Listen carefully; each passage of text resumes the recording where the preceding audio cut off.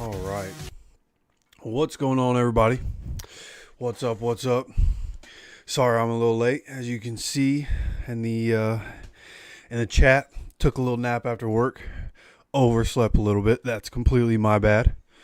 We're here. We're ready to go.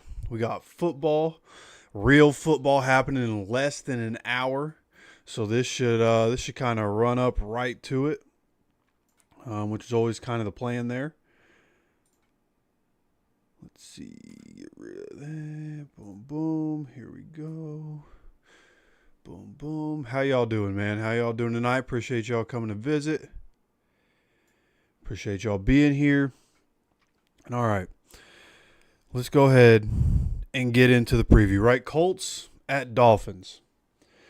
Real football that matters. Got Beck in here, got Daniel in here. What's up, y'all? So getting into this. Of course, I want to talk about the keys to the game. What are the keys to this game going to be? How are the Colts find a way to win in week one, right? We had the video a couple days ago about, hey, this is what it's been for week one for so many years. This is what it's been, right? And it's been since 2013 when we played Terrell Pryor and the Raiders since we were able to win, right? We had 1 year, 2022, when we tied. So it hasn't all been losses, but that Texans team was so bad that you might as well chalk that up as a loss. So it's been a long time since the Colts were able to win in week one. I was on my way home listening to the Pat McAfee show and heard them say that Jalen Hurts is 4-0 in season openers. Man, that must be nice, right? So hopefully we get a little bit of that, right? Shane Steichen was there for part of that with Jalen Hurts and the Eagles. So, hoping to get a little bit of that to rub off on us. But really, one of the keys to the game, and really I think – this is football in general, of course, but when you go into it, we're really going to be looking at both of the defensive lines in this game, right? The Dolphins actually have a pretty nice defensive line. You look at what they've been able to acquire. Chop Robinson coming into the NFL, thought he was going to be really good. And I think in his second year, right, in both defensive lines have a guy coming in their second year. We obviously have the Latu. And these guys coming into their second year, and what can they do in their second year? I think Chop Robinson and Latu are both going to take that next step. I think he's a really good defensive end. They have Bradley Chubb there. They got Matthew Judon to add to that rotation. And they also have Jalen Phillips. And Jalen Phillips, when he's in there as a pass rusher, he can be really effective. He's battled injuries through his career, and he's in his last year of his deal with the Dolphins. So he's hoping to make an impact this year. So they have a nice rotation of guys that they're going to be able to use. And it'll be interesting to see how they decide to use all of them now that they have such a plethora of guys, and how are they going to roll everybody out. But you also have, for them, they have Zach Seiler. I believe that's how you say Zach Seiler, somebody who's really good on the interior. They just paid him big money throughout this offseason. I know the guys at Dolphins Syndicate were really excited about that. So that Dolphins fans in general, really excited about what they can bring on the defensive side of the ball. I think when you look at the rest of their defense, that's where it gets a little iffy for them, and that's where we can take a little bit of advantage. Obviously, they went out and they got Minkah Fitzpatrick back, right? And I think that's a big deal for their defense. But all in all, again, a key to this game is going to be in the trenches on the defensive lines. How can the Colts offensive line hold up, right, against this defensive line, specifically on the edge? Now, I know through training camp, we had trouble on Braden Smith's side, right? That right side of the offensive line was a little bit iffy, right? And we need that to shore up. Now, I do think Braden Smith can come into this season kind of as he's working back from missing time. There's been, over the last couple seasons, obviously a lot of time missed from the injuries, and then last year took the time off with the mental health stuff that he had to get figured out. And so him coming back, I think he can get back into everything, but I do think it is something that we're going to need to watch coming into this game. That right side of the offensive line, Bernie just got a bigger deal. So, as our left tackle, hopefully he comes in, just continues to develop in the ways that we need him to, right? Keep being the guy. And then on the interior, again, with Zach Zeiler on the other side, we're going to be looking at, hey, can Bortolini and Gonçalves, can those guys hold up on the interior of the offensive line next to Quentin Nelson? So it's going to be a big week one for our offensive line going up against a pretty stacked defensive line, right? But then obviously on the Colts side, we have a pretty stacked defensive line as well. You look at Kwity Paye, who's playing on the fifth-year option. We have Grover Stewart, DeForest Buckner. As long as those guys are healthy, I feel really good about the interior and what we're going to be able to do, both getting after the passer and being able to stop the run, right, which was really what we weren't able to do in the preseason. But obviously Grove and Buck, those guys weren't playing a whole lot, if at all. So, it's really, you need those guys to stay healthy. You really need those guys to stay healthy. And then Latu, everything coming out of training, just what I saw at training camp, all the reports coming out of training camp, kind of what the coaches are talking about. Like, this is going to be a big season for Latu. And I think overall, Latu, that kind of what we talked about last year, where Latu could have been, a 12-sack guy if he plays enough, right? This year he needs to finish. This year he's going to play enough. Lou is going to keep him on the field. And it will be interesting to see how the rotations work out exactly. But I do think like the main four guys are going to stay on the field a decent bit. So I think we're going to see a big jump from Latu in year two going up against that Dolphins offensive line, which on their side, they have injuries. They have, three guys on the offensive line that are on the IR. But they have Patrick Paul, Jonah Saviane, something like that. Aaron Brewer, James Daniels, and Austin Jackson. And a couple of these guys are younger guys, so it's going to be interesting to see where we can take advantage. I think on the interior, we're going to be able to take advantage with DeForest Buckner and Grover Stewart. I just think we do have quite the advantage on the inside. And then Latu, really when it comes down to Latu, like he's going to be able to get to the quarterback. It's bringing him down. Right, and Tua can move. That's not something, he's obviously a pass-first quarterback, but Tua can move. So coming into this one, really looking for what can Latu do from the edge, what can Grove do in the run game, of course, that's our guy, but what can DeForest do with these two on the line next to each other, Latu and DeForest Buckner. And what can they provide in terms of making Tua uncomfortable? We're going to need that. But it's also one of the things the Dolphins does, and one thing that's going to make it hard for our defensive line is the fact that the offense that they run, like it's about getting the ball out of the quarterback's hands quickly. For the most part, Tua's going to be able to get the ball out of his hands quickly. That's just how the offense is designed. That's kind of just what they do, is try to get the ball out quickly and get the ball into the hands of their playmakers. They have a couple of the fastest guys in the NFL when you're looking at Tyreek Hill, Jalen Waddle, but they also have Devon Achane. They also drafted Ollie Gordon, who's going to be a part of their offense, but overall, like they have guys who, when they get the ball in their hands, are incredibly difficult to get onto the ground just because it's hard to keep up with them. They're agile, they're quick, so we're going to have to be on top of it. But that's a good thing about this new defense, right? In Gus Bradley's defense, it was a bad matchup, right? If that offense is completely healthy against Gus Bradley's defense, it's not great because they play soft, they play off.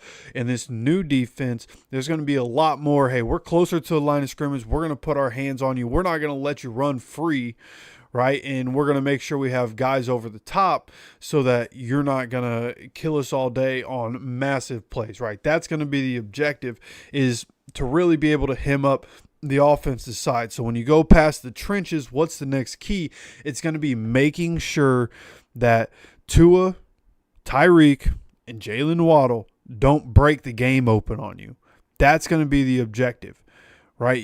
Because by all means, they can, right? When Tua's healthy, you just go look at Tua's numbers throughout his career, and the Dolphins, when Tua's healthy and when he's not. When Tua's healthy, it's an incredibly efficient offense, incredibly explosive offense for the most part. There are obviously different games you can go to and point at where they didn't have as much success, but for the most part, when Tua's healthy, they have a really good shot of being a really good offense. So coming into this one, you have to be able to have an answer for being able to stop them, and I think we can. When I went back and looked at the numbers for the Lou Anarumo defenses against Miami throughout Tua's career, and while Tyreek Hill and Jalen Waddle are there, I think there have been two different matchups where they didn't score more than 20 points. And I think that's going to be a key, is making sure they're not going to break the game open. So overall, I think Lou has a good plan against an offense like this. I think stylistically, when you look at scheme versus scheme, I think what Lou does on defense does match up well with what we're going to see from the Dolphins on the offensive side. Now, Mike McDaniel is a good offensive mind. For everything you could possibly say about him, I'm a Mike McDaniel fan. I like him as a human. I think he's funny. I think he's a good guy, and I do think he's a good football coach. Will it work out for the Dolphins? I don't know if they have the horses to really try to compete and to be a great team, right? Defensively, I think they've taken a step back. I think they have concerns both at tight end and on the offensive line, but nonetheless, I do think that coming into this, Lou is somebody who, because it's not predictable. I guess that's the biggest thing when you think about our defense, is that it's not predictable, which is going to be so great to watch when we're watching the Colts this year. It's like we know it's not going to be predictable, which is great. Week to week with Gus, you knew what they were going to do, and so did the other team, right? So coming into this one, again, one of the keys is going to be to slow down that offense, and I really think that we're going to be able to do that. At least the passing offense, we're going to be able to stop. Now, again, they have Devon Achane. Jalen Wright is doubtful, but they also have Ollie Gordon, who as a rookie can make an impact. Right, is somebody coming in. We talked about here on this channel. Ollie Gordon is going to be a good pro. And I think through training camp and the offseason program for the Dolphins, I think a lot of people in that market are beginning to be able to see that, where, like, for sure he's going to have an impact, but Devon Achane can be a game-breaking back. So we're going to have to be able to stop them, which, again, goes back to the first point we made of, hey, we have an interior defensive line that is going to be very important for us this year. Now, we also have on our depth chart, Joe Bacci and Zaire Franklin. Those are going to be the starting linebackers, right? And, of course, Bacci, he's been a guy who, special teamer for most of his career. But when you go and look at what he was able to do in training camp and, just good practice after good practice and making plays in practice. And then in the preseason, he had a good preseason. The film doesn't lie. Shout out to Zach Hicks. He had a film breakdown about that. So really pretty confident with what we're getting from the linebacker spot. Of course, that's a place where we need a little bit of depth. We do have Cameron McGrone. We do have Segun Alubi. At some point, we're going to get Jalen Carlisle back. We have Anthony Walker Jr. that we brought back, currently on the practice squad. So there's a little bit there, but nonetheless, I do believe that, like, the interior of the defensive line going to be massively important, right? So overall, that's kind of where I am now from the Colts side of things. What are we going to be looking at as Colts fans? Looking at week one, where we haven't had success. Where are we going to be looking? On the defensive side, it's just looking at something different. We want to see how the pass rush is going to do. How's Latu going to do in his second year? But, of course, the big story, one way or another, whether we win, whether we lose, What are people going to talk about? How did Daniel Jones do in his first action as a Colts quarterback? So that's going to be what we're looking at.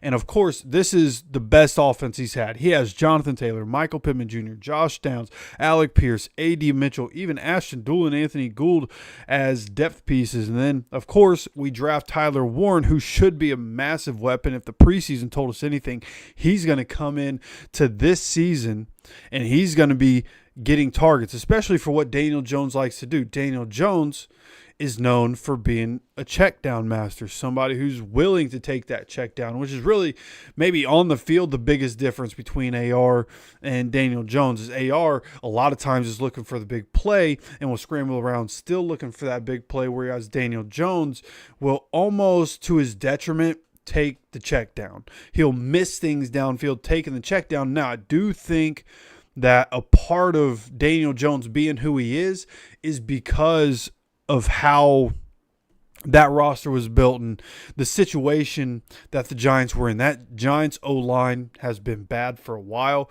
They've tried to draft guys. They've tried to bring guys in through free agency, and it's just never really worked out. The quarterback typically just hasn't had enough time in New York. And it doesn't matter. Even when Daniel Jones is hurt, like, it doesn't matter who the quarterback is. He just doesn't get time because that offensive line has been so bad. So I do think for Daniel Jones, him being a check down master, I think that the offensive line factors into that. He's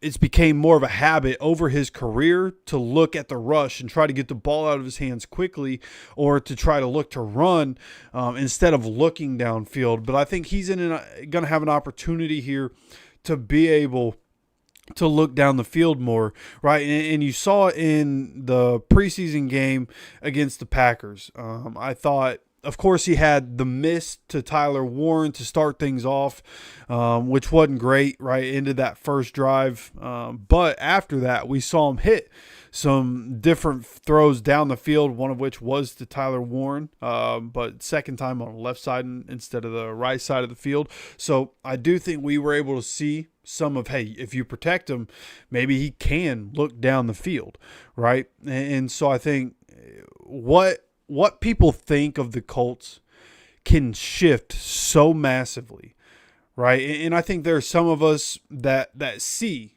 right? As Colts fans, we pay attention, right? You guys come by the channel, and I try to give you all the information I possibly can so that you can have all the information as we go into the season.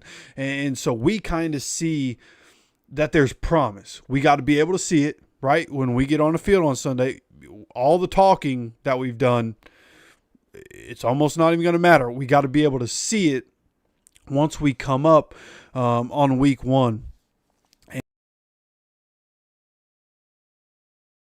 There we go. My bad. Hit my cord. But as we go into week one, again, there could be a huge paradigm shift on what everybody thinks of the Colts. We're either going to be exactly who everybody thinks we are, or people are going to be like, okay, it was just the Dolphins, because a lot of people don't think the Dolphins are going to be great this year.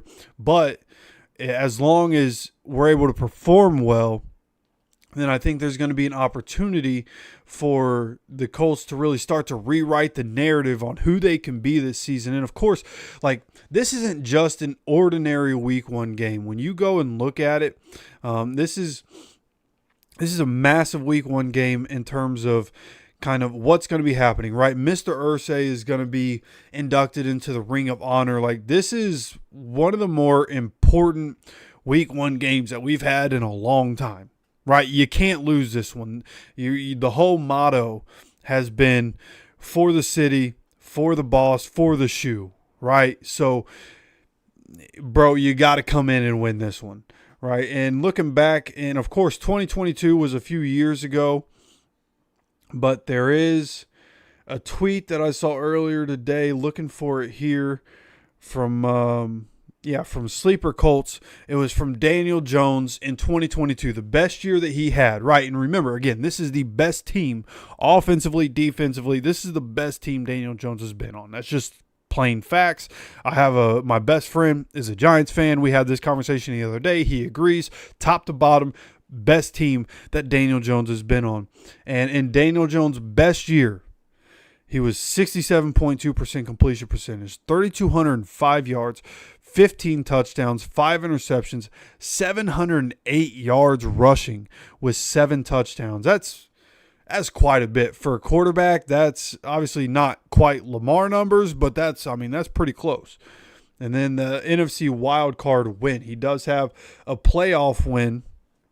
And actually, the last time the Giants won in the playoffs was sooner than the Colts' last win in the playoffs. Last time we even went to the playoffs was obviously in 2020 in the Phillip Rivers year, where we ended up losing to Buffalo in the wild card. So, right, and of course, 15 touchdowns, 5 interceptions isn't a whole lot to write home about, but it's a 3-to-1 ratio, over 3,000 yards, 67.2 completion percentage, and right, completion percentage doesn't always tell the full story. Again, he hits his checkdowns, but as long as he can keep the chains moving, as long as he can get the ball in the hands of the guys that we have on the team, we have guys that can make plays when they get the ball in their hands.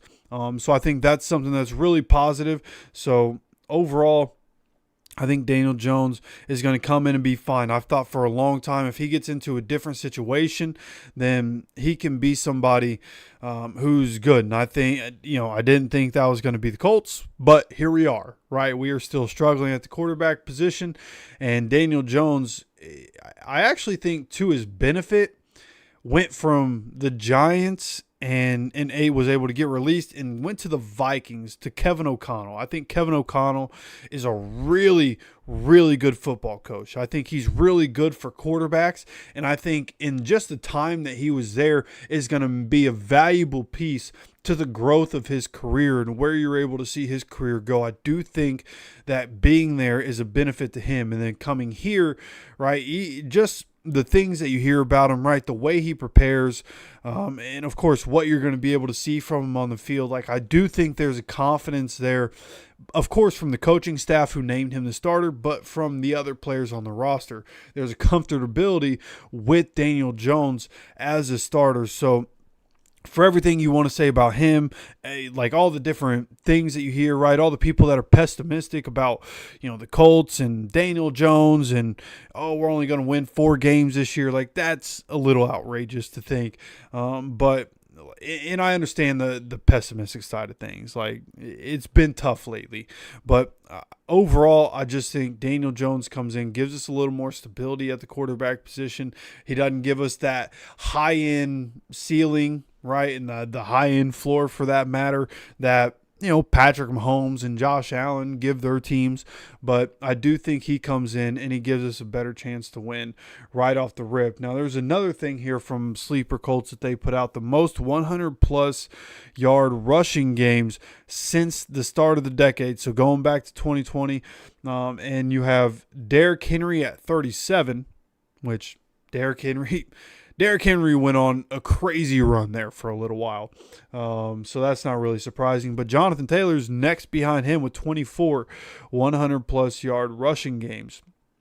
And then you have Nick Chubb at 19, Saquon with 17. Both those guys have dealt with their own injuries. Nick Chubb was part of a committee there for a little while, so that's honestly pretty impressive for him. But nonetheless, Jonathan Taylor, going to be a massive year for him. We also had a video about that a couple days ago, talking about Jonathan Taylor, what he was able to do last year, especially at the end of last year. Kind of starting with the Broncos game, really. He had 100-yard games through the season, but starting with that Broncos game, even though he dropped the ball and we ended up getting blown out after that point, he had a really good season, a really good end of the season, and really started to look like 2021 Jonathan Taylor again. So coming into this year, that's kind of what I'm expecting just from what we saw in training camp. And he looks like Jonathan Taylor again. Even when I was there and I got my eyes on him, he looks like Jonathan Taylor again, at least the 2021 version of Jonathan Taylor. So I expect a big-time season from him. I expect Quentin Nelson to be a big part of that. When 2021 was happening, Quentin Nelson was pulling all the time. Quentin Nelson, we were running behind him a lot. So I expect us to see the best version of Jonathan Taylor. I expect him to have a big season and really be able to help us. But especially in this Dolphins game, I think what we're going to get from the quarterback position against what they're rolling out, like the different things that I've seen about the Dolphins secondary. I know they have, I believe, a rookie starting, Storm Duck, if I'm not mistaken, which is an electric name. Like, how do you land on Storm Duck as this dude's name? I don't know. And actually I misspoke. Looking at him here, he's a second year guy. But nonetheless, they have a young guy stepping in to that position. So there are a lot of people that think that it's going to be a good game for Josh Downs. From what I was seeing, there are a lot of people expecting Josh Downs to end up having a good game. This is the rookie. Okay, so I knew there was a rookie starting somewhere. Jason Marshall Jr., the nickel corner for the Dolphins. So this is where people are thinking Josh Downs could have a big week one right here, and he could be eaten in this game. Going up against a rookie fifth rounder nonetheless, right? They have injuries over on the Dolphins in that secondary. They actually have 3 corners already on the IR. Artie Burns, Jason Mater, and Cater Kahoo, who honestly probably just butchered those names. They also have Cam Smith, who I thought was going to come into the NFL and be a really good corner, and that really hasn't worked out for them. But nonetheless, the 2023 second-round pick for the Dolphins, he's going to be out for this game as well. But they do have the rookie starting in the nickel, and I think that's where we can take advantage. I think just when you look at the linebackers and look at the nickel, that's why I think Tyler Warren can also have a good game here. I think those are the 2 guys that could be, and because of who Daniel Jones is, those 2 could be peppered with a decent amount of targets in this game.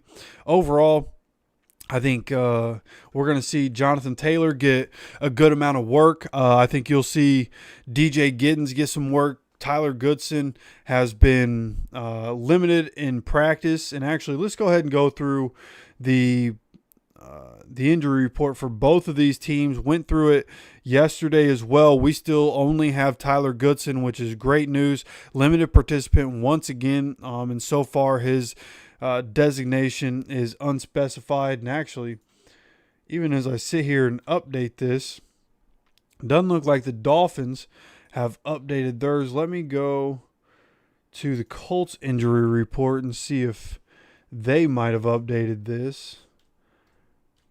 There's no way we're sitting here at almost 8 o'clock and it's not updated.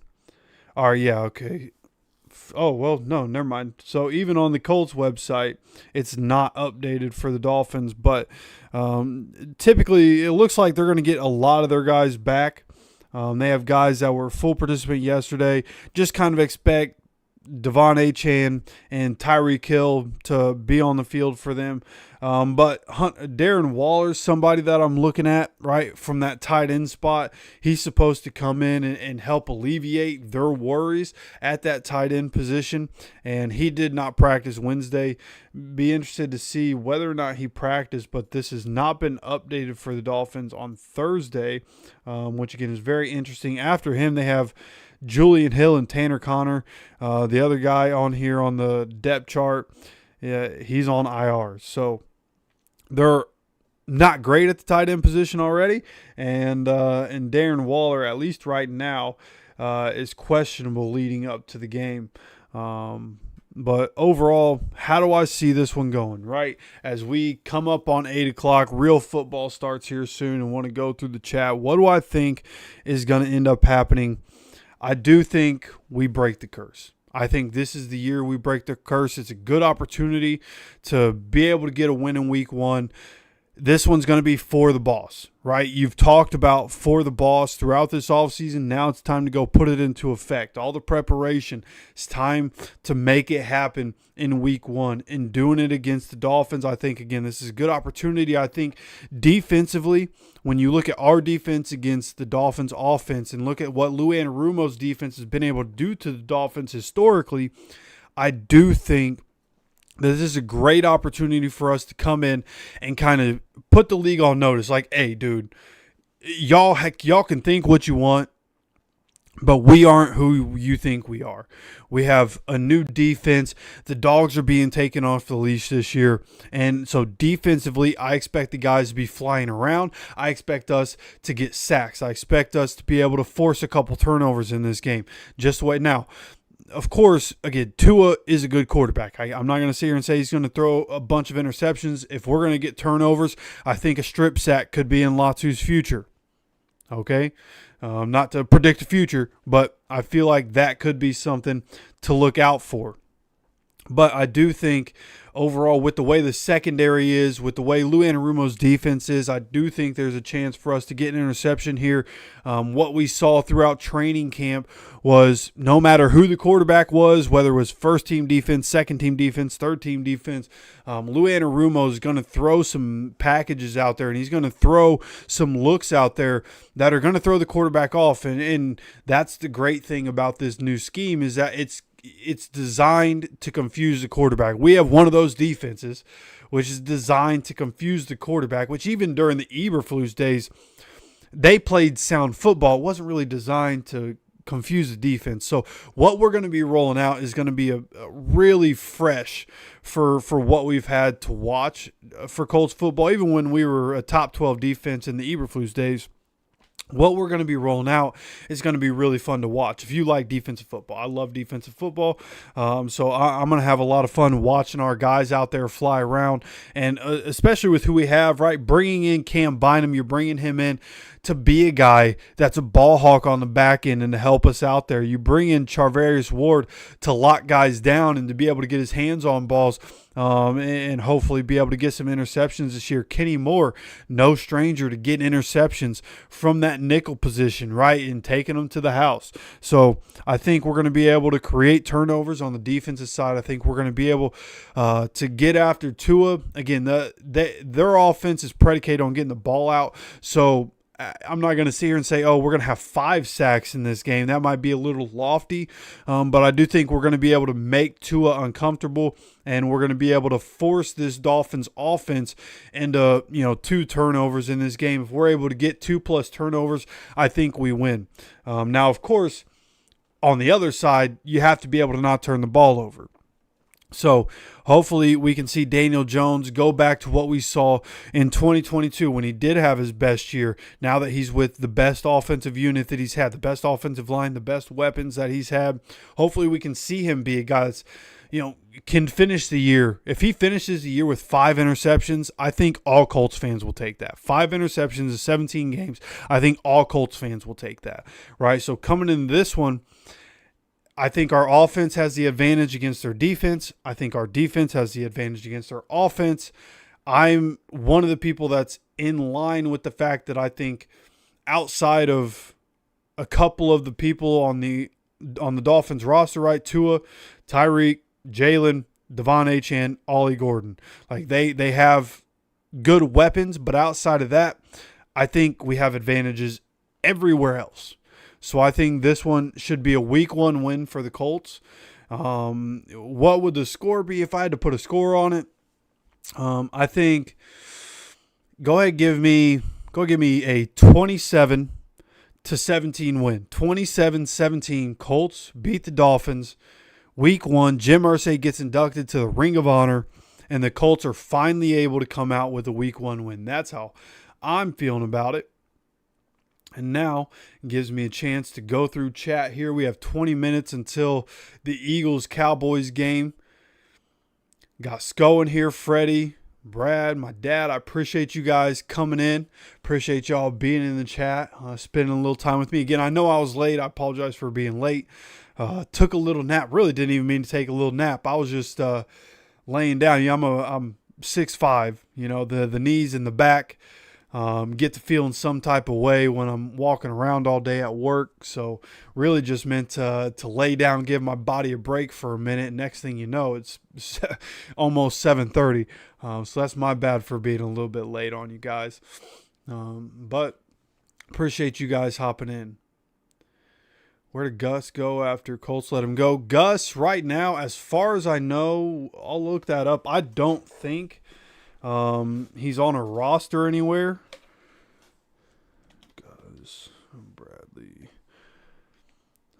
Let's see here. Has anything happened with Gus? I don't think.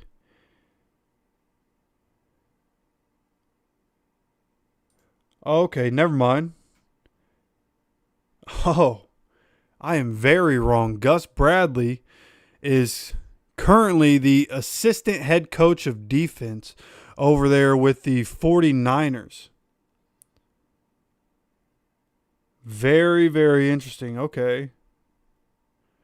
I had never heard about that. So they get Robert Saleh back over there over with the 49ers. And he brings in Gus Bradley to help him. That was about a month ago, actually, from what this is saying. All these reports came out about a month ago. That's why 49ers consider him a huge addition on defense. So, yeah, so it looks like this happened back in June. They brought in Gus Bradley. So Gus Bradley is in San Francisco. And obviously, again, Robert Saleh is back over there as well. So interesting. I didn't know that. I thought he was taking a year off. I never heard the news of him going there. But that answers that question. He is in San Francisco now, kind of as essentially a defensive assistant, and maybe a assistant head coach type deal. Oh, looks like Daniel already answered that question. Gus is with the Niners. Yep. Better than us still. Yeah, exactly. Yeah, appreciate you, Freddie. Yeah, I try to make sure I have all the information possible so that I'm not doing a video and I'm like, oh, well, as I'm talking, sometimes I'm like, oh, I don't actually know that. I wish I would have had that pulled up. But yeah, you're not going to know everything. At the end of the day, like, I know a lot about the Colts. I pay attention to this every day. I know a lot about the league. Like, I'm addicted to football. That's why I do what I do. Especially Colts football. You know, I'm highly addicted to this stuff. But I don't know everything. And I'm not going to sit here and act like I know everything, because then as soon as I don't know something, people are going to be like, oh, well, this guy is an a-hole, right? And that's I don't want to sit here and act like I know everything, humble enough to know that I don't know everything, but always going to get you guys as much information as I possibly can on any specific topic. I hope we use AR in the red zone. I actually saw this earlier as I was talking. I hope we use AR in the red zone. It doesn't necessarily sound like Shane is planning to do that, which is kind of disappointing, I think. And I mean, Daniel Jones can run too, but in terms of runners, like, Daniel Jones is more of an agile runner, whereas AR can be agile and AR can be powerful. We've seen him have to run people over at the goal line. So I think it'd be foolish not to use a package with AR in the red zone, especially within the 5-yard line. We've seen that package a lot. I don't know what the package is called, but it's the one where there's essentially an option to get handed off to the running back, an option for AR to keep it, or an option for him to throw it to one side of the field, or an option to pull it and throw it to the other side of the field based on what he's seeing. I wish I knew what that formation was called. But nonetheless, like, we've seen it a lot with AR. We've had success with it. We score on it pretty much every time we've run that formation. We've scored on it one way or another, whether it's AR running or whether it's AR passing it to somebody. I think that formation has shown a lot of success. I think we'd be foolish not to run that formation, or at least give him some formation in the red zone, just to throw a different look out there. Make sure teams have to prepare for everything going into the season. So hopefully there's a package in the red zones, but at least it could be competitive edge. Shane Steichen not wanting to give anything up. But I do think it would be the smart thing to do would be to have packages in the red zone at different times, especially when you need to score, right? This offense, from what I saw just in training camp, when I wasn't there, and just looking at what other guys were reporting on and when I was there. Like, this offense, at least against our defense, struggled pretty mightily in the red zone, which can be an issue. When you get down there, you have to be able to come away with a touchdown, dude. You can't put in all that work to continuously come away with 32-yard field goals. You got to be able to score. So I think incorporating AR into that plan will help us be able to put 7 points on the board in different times. And, of course, you got to find the right times to be able to do it. You don't want to overdo it, and then, they always know what you're going to do. But putting him in, having him do some red zone work, I think can really help us out. Specifically, again, inside the 5 to 10 yard line. If you still have questions with him as a passer, don't put him in situations where he's at the 15-yard line having to make a throw to the corner pylon. Right, he has made those throws. I saw him make those throws, but consistently that's not happening at this point. So, again, hopefully there's some packages for him, but we'll see what happens from that aspect. Are exciting, but continuing to move the chains is also exciting. Yeah, exactly. Right, the big plays are great, but really you want at some point, like, you want to be able to. Excuse me. You want to be able to build a lead, but especially in the second half when you have Jonathan Taylor, and Jonathan Taylor is going to be able to help you move the sticks consistently, and you're going to need the quarterback to help you there and to really just beat down the defense. As the game goes, you're going to want to take the shots when they're there, but you want to continue to beat down the defense, especially when you have an edge rush and a defensive front that the Dolphins do. You're going to need to be able to beat those guys down through the game and get them to slow down and start to help out your tackles, right? You really want to be able to help out the tackles. You need to make those edge rushers tired. Now, again, they do have a good committee of guys, right? They have 4 guys that they can roll out on the defensive end side of things, so they can stay somewhat fresh. But from an offensive standpoint, you want to do your job, and you want to be able to move the chains consistently. You want to be able to wear those guys down.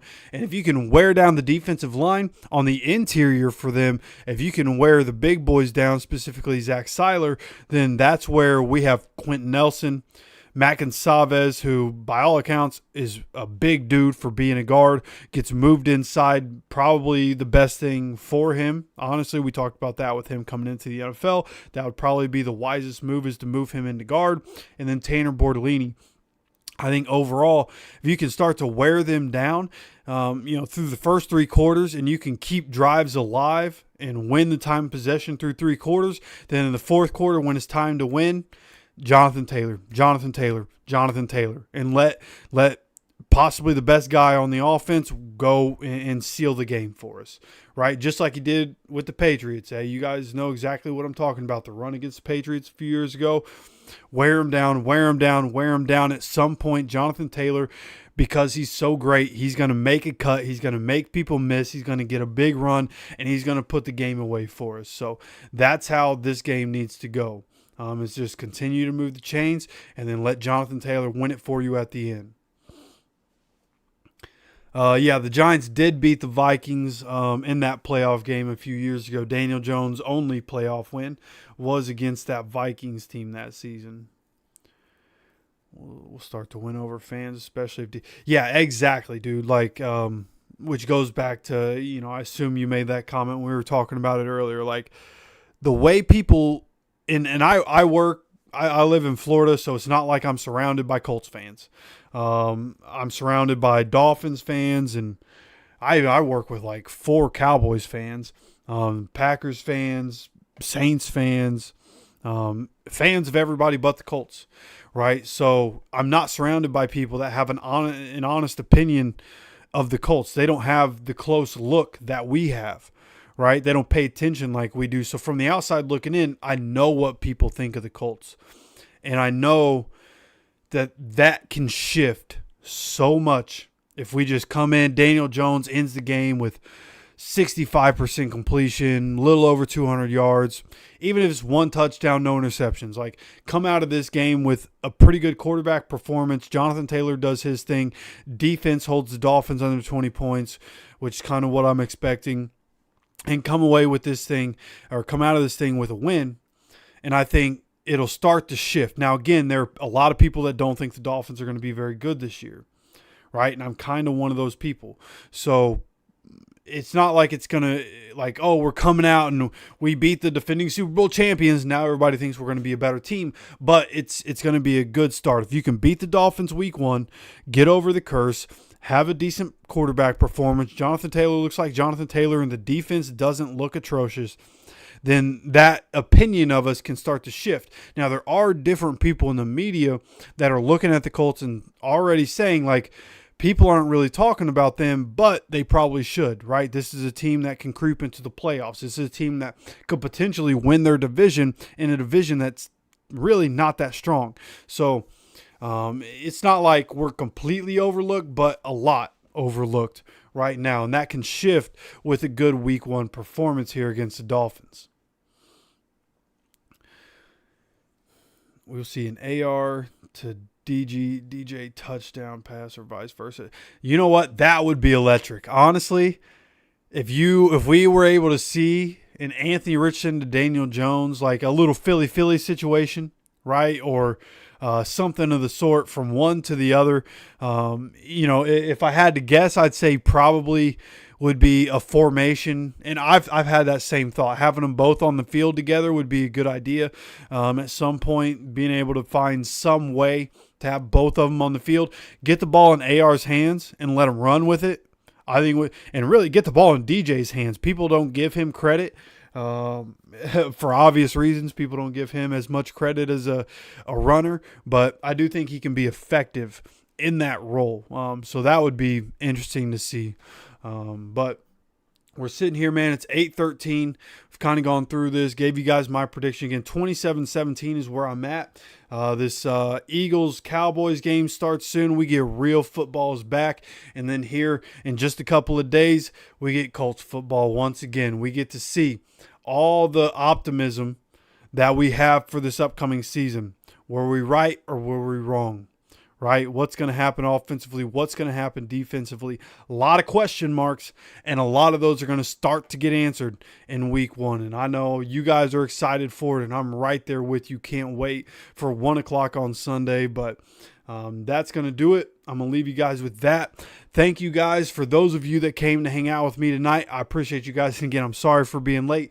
Took a little nap.